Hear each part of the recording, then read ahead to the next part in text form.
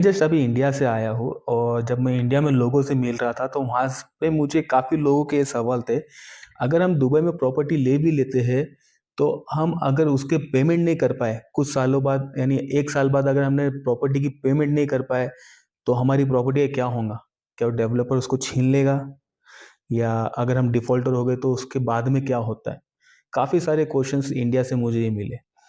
तो यहाँ पे मैं इसलिए वीडियो बनाने के लिए आया हूँ कि आप लोगों को इस चीज़ के बारे में बताऊँ।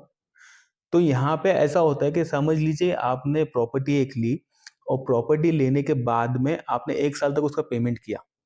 1 साल के बाद में आपके पास पैसा नहीं रहा, आपने उसको पेमेंट नहीं किया। तो यहाँ पे डेवलपर के पास में कुछ राइट नहीं होता है आपकी प्रॉपर्टी छीनने का। डेवलपर कंप्लेंट करेगा जाके दुबई लैंड डिपार्टमेंट में और रेरा में। वहाँ से आपको एक लीगल नोटिस मिलेगा और वो लीगल नोटिस मिलने के बाद में आपके पास 30 डेज़ का टाइमिंग होगा उस पेमेंट को करने के लिए। या तो आप यहाँ पे पार्ट पेमेंट कर देना या तो आप फुल पेमेंट कर सकते हो। तो जो आपका पेमेंट प्लान रहेगा वो उसी तरीके से डेवलपर आगे कंटिन्यू करेगा। इफ इन केस अगर आप ये भी पेमेंट नहीं कर सकते हो और आप एक डिफ़ॉल्टर बन गए हो, तो फिर यहाँ पे पूरी पावर जाती है डेवलपर के हाथ में। तो डेवलपर के पास यहाँ पे 2 ऑप्शन होते हैं। पहला, अगर बिल्डिंग 80% रेडी है, तो वो आपके यूनिट को होल्ड कर सकता है और आगे जाके जब at the time of handover जब हैंडओवर करने के टाइम आया तो वहाँ पे वो आपके प्रॉपर्टी का ऑक्शन करेगा और आपकी प्रॉपर्टी को बेच के जो भी पैसा खुद का रहेगा वो खुद रखेगा, बाकी पैसा वो आपको देगा।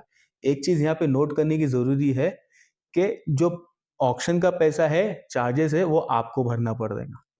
दूसरा ऑप्शन यहाँ पे ये आता है कि डेवलपर आपसे 40% चार्ज करेगा ऑफ द प्रॉपर्टी वैल्यू जो एसपीए में मेंशन रहेगा। जो सेल्स परचेस एग्रीमेंट में जो 40 जो अमाउंट मेंशन रहेगा उसका 40% वो चार्ज करेगा। बाकी का अमाउंट वो आपको दे देगा और यूनिट भी यहाँ पे डेवलपर के पास रहेगी। इसमें डेवलपर को ज़्यादा फायदा होगा।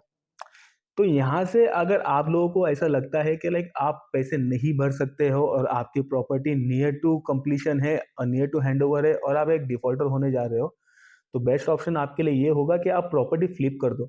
मतलब कि आप प्रॉपर्टी लीजिए, आप प्रॉपर्टी लेके आप आगे उसको बेच सकते हो, इवन आपके नियर बाय हैंडओवर के टाइम पे। ठीक है? क्योंकि यहाँ पे दुबई में आप प्रॉपर्टी के मालिक तभी बन जाते हो जब आपने 20% डाउन पेमेंट किया प्लस 4% आपने डीएलडी भरा। तो यहाँ पे आप सेल्स परचेज एग्रीमेंट साइन करते हो और आपको इनिशियल उकुड मिल जाता है। होप ये टॉपिक आपको क्लियर हो गई होगी। आगे इसी जानकारी और जानकारी के लिए मैं वीडियोस बनाता रहूँगा, दुबई के रिलेटेड, दुबई के इन्वेस्टमेंट के रिलेटेड और दुबई की प्रॉपर्टी रिलेटेड। तो मुझे फॉलो कर लेना, लाइक शेयर कमेंट ज़रूर करना। Thank you.